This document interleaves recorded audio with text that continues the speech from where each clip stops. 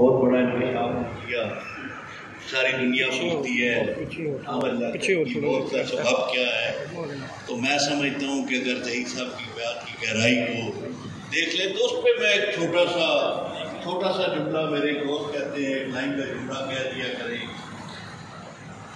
जही साहब अहमद लियाकत ने तमाम लाइनें नया पाकिस्तान बनाने के लिए पकड़ी थी, लेकिन उसकी लाइन काट दी, जिसकी वजह से ये आखिरी ये जो 2 साल थे ये उसके डिस्टर्बेंस और उससे जो भी वाक़यात हुए वो वाक़यात उसकी डिस्टर्बेंस की वजह से हुए थे, जो उसकी लाइन काट दी।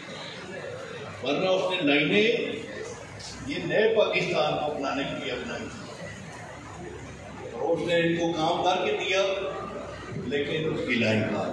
बहुत शुक्रिया। मैं गुजारिश करूँगा जही साहब से आप